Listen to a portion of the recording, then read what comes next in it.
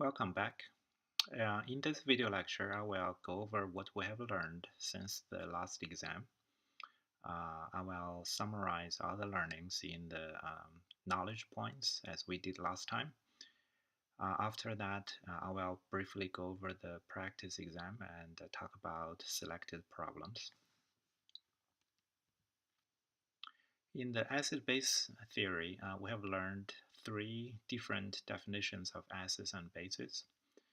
Um, the expectation here is that for each definition, you should be able to identify acids or bases within that category. And if given a chemical reaction, you should be able to identify which reagent is acid or base. In some of those definitions, the solvent also plays an important role. The solvent may self-ionize to provide um, proton source or act as a base or acid. The solvent also changes the relative magnitude of the acid and base. We discussed the leveling effect in the lectures. We also spent quite some time to discuss the trends in acidity and basicity and discussed different factors impacting acidity and basicity. The important factors we discussed so far include inductive effect. In here, electron withdrawing groups will increase acidity, and the electron pushing groups will reduce acidity, and the effect for basicity would be the other way around. There's also hydration that we discussed. There's a difference between gas phase acidity versus solution phase acidity, and the impact, the most important factor there is the hydration of the ions. There's also a delocalization of charges. We didn't discuss this very much in the lecture, but if you read the text, you'll find quite some discussions along those lines. Basically, the idea is the ionization of either acid or base will produce a charged species. And if the charged species can be stabilized by some other mechanism, for example, by allowing the charge to spread to a larger volume, then you will be able to stabilize those charged species. And that could have an impact on the acidity or basicity of the molecules, depending on whether the charged species is reagent or product. And for Lewis acids and bases, we also discussed steric effect. And the steric effect is important when the acid is reacting with a large base. It's not an important factor in the case of uh, reacting with protons because the size of protons is extremely small. The third important concept we learned is the hard-soft acid-base theory, or HSAB for short. Here, my expectation is that you should know the common features of hard-soft acids and bases. If I give you a molecule or ion, even if you have never seen it before, you should be able to use those common features to make an educated guess about the softness or hardness of the Lewis acid or base. For the common hard and soft acids and bases, there's a table in the text. I expect you to know the typical ones. Okay? So, for example, you should know typically which part of the periodic table is associated with either hard acid or soft acid or hard base or soft base. Okay? And finally, you should be able to use HSAB concept to explain trends in solubility, coordination strength, reactivity, and things like this.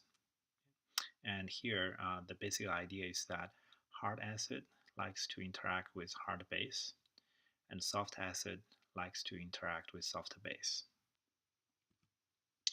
Going to the main group elements, here I want to emphasize that you should absolutely read through chapter 8 because there are many reactions that we didn't get a chance to discuss in the lecture, in class, and also in the video. So it's important for you to make yourself familiar with those chemical reactions. On the big picture side, you should be familiar with periodic trends. For example, size, ionization energy, electron activity, uh, trends in the acidic strength of hydrides, and also reactivity with the same kind of reagent. For example, the reactivity of alkaline metals with water.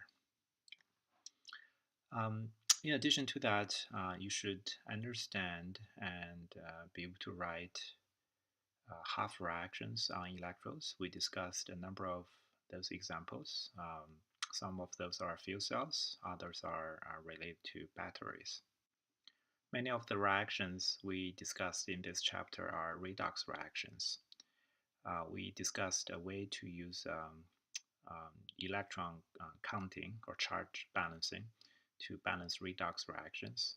You should be able to use this technique to balance a given redox reaction. Now, we discussed a lot of chemical reactions in this chapter. To give you a sense of what reactions are important, I can tell you that the reactions that are that have industrial relevance or environmental relevance, those are definitely important ones you should be familiar with. There are also reactions that having some kind of reactivity trends. For example, the oxidation of alkali metal by oxygen, or the different reactivity of halogen molecules with water. There are also common compounds that you should be familiar with. Most of the main groups can form oxides and hydrides. Those compounds can give you some simple trends that you can look into. For example, acidity of hydrides of halogen molecules. Now, going to each specific group. For hydrogen, I would suggest you look into the reaction in hydrogen fuel cell and look into the chemistry of hydrides. For group 1, 2 metals, so those are alkaline metal and alkaline earth metals, the important reactions are their reaction with water, the formation of oxides and hydroxides, especially for alkaline metal. They can form 3 different kind of oxides. Make sure you understand what is the trend there. The bonding of beryllium is also an interesting case. You should be able to explain this, the particular geometry of beryllium compounds based on the Lewis acidity of beryllium metal. For group 13, the bonding of boron is an especially interesting topic. In addition to that, you should be familiar with the reactivity of aluminum in general. For example, the formation of aluminum oxide, the reaction between aluminum metal with water. For group 14, carbon is definitely the most important element in this group. For carbon, you should be familiar with the isotopes and allotropes of carbon. We already encountered some of those questions in the quiz. The bonding of carbide is also of relevance. It has some connection with the molecular orbital theory. For group 15, this group, in this group, nitrogen is the most important element, and the industrial production of ammonia, nitric acid, and phosphoric acid, those are important reactions. There's also a lot of discussion of the environmental impact of nitrogen oxide. For example, the formation of those oxides in car engines, their reduction in the tailpipe emission treatment, and also their reaction with ozone. Nitrogen has a lot of different oxidation states, so there's a fairly good chance that you're going to encounter redox reactions associated with nitrogen containing compounds.